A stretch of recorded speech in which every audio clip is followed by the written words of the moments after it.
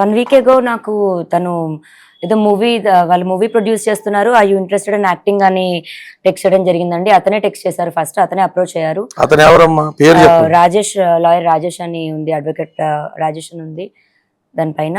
So నేను అడ్వకేట్ని, ఏమైనా problems ఉన్నా చెప్పండి అని అన్నారు. అప్పటికి కూడా ఇంకా నేను కళ్యాణ్ సార్తో మాట్లాడలేదు. అయినా నేను ఆ కేసు గురించి చెప్పి, లేదా నా కేసు గురించి మాట్లాడాలని అయితే జరగలేదు. తర్వాత కళ్యాణ్ సార్ వచ్చారు, మేము కళ్యాణ్ సార్ త్రూనే వెళ్తున్నాము. అండ్ నా కేసు గురించి నేను మాట్లాడడమో, కేసు టేకప్ చేయాలనో, నా కేసు గురించి మాట్లాడాలి అని అయితే నేను అతనితో మాట్లాడలేదండి. మరి నేను ఫార్వర్డ్ చేసిన మెసేజ్ అందరికీ వచ్చినట్టే తనకే వెళ్ళింది. ఆ మెసేజ్ పంపించిన తర్వాత కూడా నేను అతనితో కాల్ కూడా ఏం మాట్లాడలేదు. పొద్దున లేచేసరికి నాకే షాకింగ్గా ఉంది. ఈ కాల్స్ చూడడం కానీ, అతని లెటర్ చూడడం కానీ, మరి అతను ఎందుకు వెళ్ళారో, దేని గురించి వెళ్ళారో నాకు తెలియదు. ఆయన నాతో మాట్లాడినప్పుడైతే నాకు చెప్పారు, అండ్ గ్రౌండ్స్లో నీ కేసు నిలవదు, నీకు అన్ని తప్పుడు సెక్షన్స్ పెట్టారు అనుకుంటూ అయితే నాకు చెప్పారు. అది మరి నేను బ్లాక్మెయిల్గా తీసుకోవాలో, లేకపోతే నా మంచి కోరి చెప్పారో నాకు తెలియదు. నేను మంచి కోరుతున్నానని చెప్పుకుంటూనే నాకు ఆల్రెడీ డిప్రెస్డ్గా ఉన్న నేను ఇంకా మా మాటలకి ఇంకొంచెం నేను డిప్రెస్ అయ్యాను. ఎందుకు ఆత్మహత్య చేసుకోవాలని అనుకున్నారు? ఏం జరిగింది?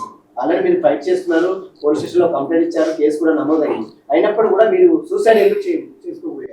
నాకు ఈ ప్రపంచంలో అన్నిటికంటే ఎక్కువ రాజేనండి. ఆ రాజు కోసమే నేను ఫైట్ చేస్తున్నాను. వస్తాడో రాడో తెలీదు, వస్తాడని నమ్మకంతో ఫైట్ చేస్తున్నాను. నా ప్రేమ నిజమైతే వస్తాడు అన్న ఒక హోప్తోనే ఉన్నాను. అలాంటి ఒక టైంలో నేను వచ్చి ఫైట్ చేస్తుంటే రాజని నేను చూడాలో, లేకపోతే ఇటు సొసైటీ వేసే మాటలకి చూడాలో, థంబ్నెయిల్స్ చూడాలో, కమెంట్స్ చూడాలో, ఇవన్నీ నేను తట్టుకోలేకపోతున్నాను. దీనికి తోడు ఈ లాయర్ నిన్న మాట్లాడిన మాటలకి వాళ్ళ పేరెంట్స్ అప్రోచ్ అయ్యారంట. మరి వాళ్ళ పేరెంట్స్ త్రూ చూస్తున్న లాయర్ మరి నాకు ఎందుకు నిన్న మాట్లాడారు, ఇవాళ పొద్దున సపోర్ట్ ఎందుకు లెటర్ నన్ను సేవ్ చేయాలని మాట్లాడారు, ఇప్పుడు ఇందాక వీడియోలో మరి నన్ను తిడుతూ మాట్లాడుతున్నారు. ఒక హాఫ్ అన్ అవర్లో ఒక మనిషి మైండ్ సెట్ అలా మారుతున్నప్పుడు ఇంత బాధపడుతున్న నేను నా మైండ్ సెట్ ఎందుకు డిప్రెషన్లోకి వెళ్ళనండి? 10 సంవత్సరాల నుంచి ఒక మనిషి పొద్దున లెగిస్తే సాయంత్రం నా లాస్ట్ చూపు అతను అవుతాడు. ఇంట్లో ఎంటీ ఇల్లు అయింది నా హౌస్. ఫస్ట్ కంప్లైంట్ లో మీరు రాజ్ తరుణ్ పైన చర్యలు తీసుకోకుండా తను నాతో కలిసి ఉంటే చాలు అన్నాను.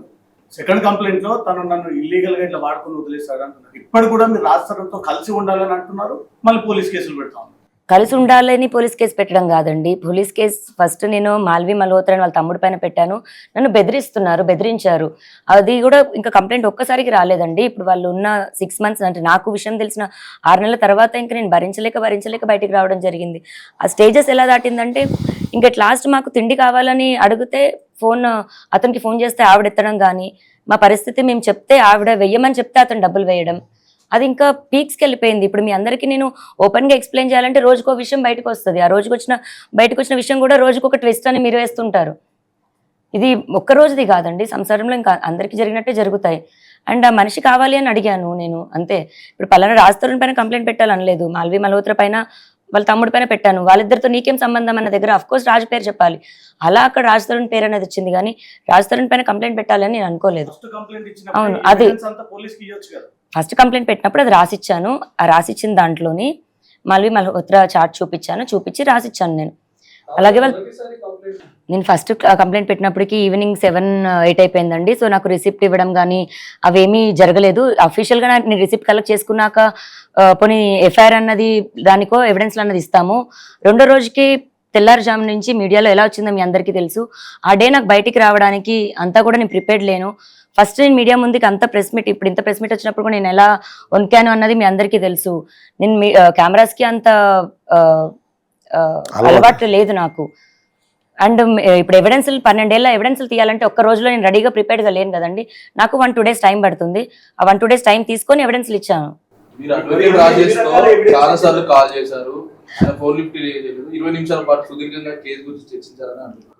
చాలా సార్లు కాల్ చేయడం ఏం జరగలేదండి, ఒక్కటే కాల్ జరిగింది. అండ్ అతను నాకు ఫస్ట్ ఎవరు అప్రోచ్ అయ్యారు? ఫస్ట్ అప్రోచ్ అయింది తనే అండి. నాకు అప్రోచ్ అయింది కూడా మూవీ అని, మీరు యాక్టింగ్ అంటే ఇంట్రెస్ట్ అని అప్రోచ్ అయ్యారు.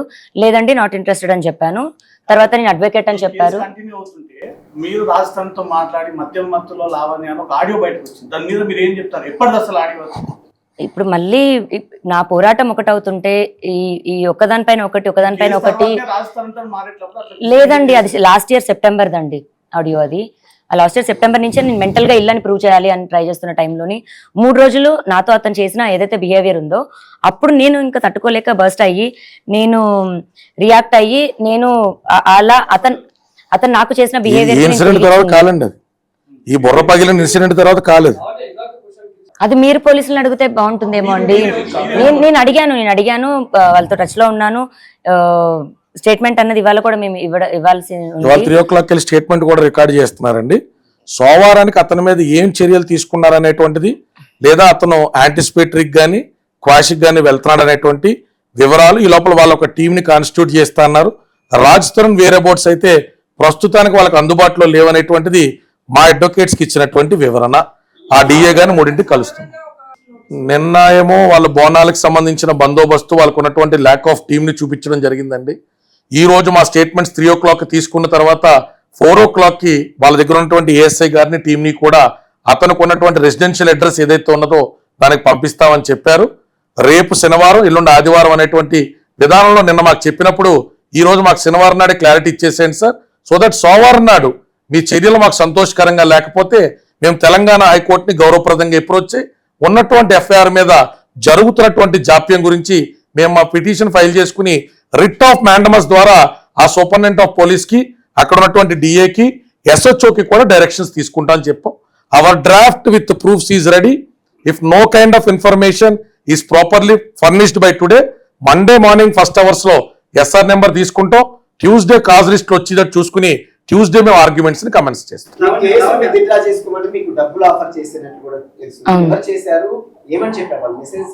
సో వాళ్ళ మేనేజర్ అని ఒక నంబర్ నుంచి అప్రోచ్ అవ్వడం జరిగింది. అండ్ లాయర్ అని ఒకరు 5 crores ఇస్తాము, కేసు వెనక్కి తీసుకోవాలి, సారీ చెప్పాలి అని అడిగారు. అక్కడి నుంచి థ్రెటనింగ్ స్టార్ట్ అయింది. అండ్ వీడియోస్ పంపించి నీ గేమ్ ఎండ్ అయింది, నువ్వు ఎవరితో పెట్టుకుంటున్నావు నీకు అర్థం కావట్లేదు, హై ప్రొఫైల్స్ అంటే ఎలా ఉంటాయో మీకు చూపిస్తాము, తెలుస్తుంది ఇప్పుడు నీకు అని చెప్పారు. పెట్టుకోండి, ఇప్పుడు ఆ డబ్బులు కావాలి అని అంటే నేను సైలెంట్గా హౌసే తీసుకునేదాన్ని. ఇప్పుడు ఈ రోజు కూడా నాకు వచ్చిన థ్రెట్ ఏదైతే ఉందో ఇల్లు ఖాళీ చేపిస్తామని, మరి అదే ఇల్లు నీకు ఇస్తాను, కాకపోతే నేను నీతో ఉండను అని అన్న దగ్గర నేను అది దాటేసి వచ్చినాక మనిషి కోసం నేను ఫైట్ చేస్తున్నాను. మరి ఆ ఇల్లే కావాలి అనుకుంటే నేను ఇల్లు ముందు రాయించుకునేదాన్ని, పోనీ రాయించి ఫైట్ చేసుకునేదాన్ని. నేను రాస్తారని అడుగుతున్నానండి. ఇప్పుడు ఇల్లు వదిలేసిన అంటే ఏంటి నాకు అర్థం కాలేదు. అతను ఖాళీ చేయించి ఇప్పుడు మరి ఫైట్ చేసిన తర్వాత అతను నేను మంచిదాన్ని ఆల్రెడీ ఇక్కడ దాకా వచ్చానని అతనికి నా మీద కోపం, మాల్వి నేను తిట్టానని అతని మీద కోపం నాకు. ఇంతవరకు వచ్చిన తర్వాత అతను మంచి వేళ ఎలా ఉంటాడండి? Of course. హలో బ్రో, తనకి హెల్త్ బాగాలేదు, కొంచెం చిన్నగా అండి. ఇల్లు ఎవరికి కావాలండి? ఇల్లు అవసరం లేదు, అతను మా అల్లుడుగా మాకు రావాలి, అంతేగాని ఆయన పైసా అవసరం లేదండి, ఆయన ఇల్లు అవసరం లేదు. మా ఉండదాగలో గుడి చేసుకొని మేము అల్లుడు కూతుర్ని ఉంచుకుంటామండి. మీ అందరికీ చెప్తున్నాను, ఆయన ఇల్లు అవసరం లేదు, ఆయన ఆస్తి అవసరం లేదండి. మీరు మొదటి నుంచి కూడా ఫస్ట్ ఎవిడెన్స్ ఇచ్చిన తర్వాత మీరు పోలీసులతో టచ్ లోనే ఉన్నారు, ప్రతి ఒక్క ఇన్ఫర్మేషన్ కూడా మీకు పాస్ చేస్తూనే ఉన్నారు, అడ్వకేట్ గారు ముందుకు రావడం జరిగింది, ఇదంతా ప్రొసీజర్ నడుస్తూనే ఉంది. సో దేనికి ఇంకా మీరు ఆత్మహత్య చేసుకోవాల్సి వచ్చింది? అంతా ఒక వైపున మీకు ప్రతిదానికి సంబంధం, ప్రతిదానికి కూడా మీకు ఒక విషయం అనేది మీకు జరుగుతూనే ఉన్నప్పుడు, పోలీసుల ద్వారా కావచ్చు, ఇటువైపు అడ్వకేట్ ద్వారా జరుగుతున్నప్పుడు, అసలు మీరు ఆత్మహత్య మళ్ళీ ఇంకా డిప్రెషన్ లోకి వెళ్ళి నేను ఆత్మహత్య చేసుకోవాల్సి వచ్చింది అనే పరిస్థితి ఎందుకు వచ్చింది మీకు? దాడి నాకు, బెదిరింపులు నాకు ఎక్కడి నుంచి స్టార్ట్ అయ్యాయంటే మాల్వీ నుంచి స్టార్ట్ అయ్యాయండి. గత 8 months నుంచి ఆవిడ ఎలా అయితే ప్రతిదీ నువ్వు ప్రూవ్ చేసి మాట్లాడు అన్న దగ్గరే ఒక ఎవిడెన్స్ ఒకటి క్రియేట్ చేయాలి అన్న ఒక ఆలోచన నా మైండ్లోకి వచ్చింది.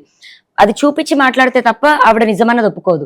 అక్కడి నుంచి మొదలైంది. నిన్న ఇప్పటి వరకు మీడియా వరకు కూడా ఏదన్నా చూపించి మాట్లాడితేనే నమ్మే డే అన్నది వచ్చింది. ఇప్పుడు నేను చూపించి మాట్లాడాకైనా ఇప్పుడు కూడా దాడి నా మీదే. కానీ మరి అలానే రాజ్ తరుణ్ తల్లిదండ్రులు ఉన్నారు, మరి మాల్వి మల్హోత్రా తల్లిదండ్రులు ఉన్నారు. ఇటు సైడ్ నుంచి అటు వైపు ఏం వెళ్ళిందండి? ఒక్కటి అంటే తండ్రిగా అతనికి అతని కోళ్ళలో అల్లుడు, కూతురు అల్లుడు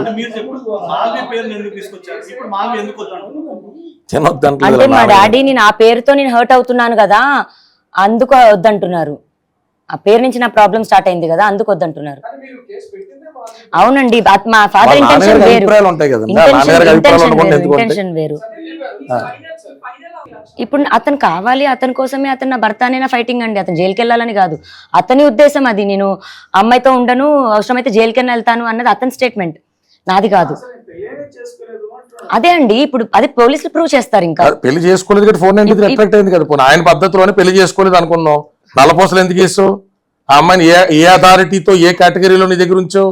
ఏ అథారిటీలో కడుపులకు సంబంధించి బిల్లు కట్టావు? ఏ అథారిటీలో అమ్మాయి ఇప్పటికీ నీ ఇంట్లో ఉంటుంది? ఏ అథారిటీలో 15 కుక్కలు తీసుకొచ్చి అమ్మాయి దగ్గర పెట్టావు? ఇప్పుడు చట్టం గురించి, కేసులు అప్లై చేయడం గురించి చాలా మంది మాట్లాడుతున్నారు. చాలా మంది రిటైర్డ్ జడ్జిలు ఈ ప్రెస్ మీట్ చూస్తారు, జడ్జిలు, సీనియర్ న్యాయవాదులు చూస్తారు. Please kindly educate us where we are going wrong. When there is a deceitful approach and there is some kind of cheating which is involved, which is against the chastity of a woman, 420 కానీ, బెదిరింపులకి 506 కానీ, 493 కానీ ఎందుకు పెట్టకూడదు? ఈ కేసుల మీద గతంలో ఇచ్చినటువంటి జడ్జిమెంట్లు, సైటేషన్స్, కొన్ని కాంట్రాబ్యాండ్ జడ్జిమెంట్లు దేని మీద చర్చ అనేటువంటిది పబ్లిక్ గానో మీడియా ముఖంగానో చేసేదా? కోర్టుల సమక్షంలో జరగాల్సింది. మా దగ్గర ఉన్న ఆధారాలు 493 ఎట్లా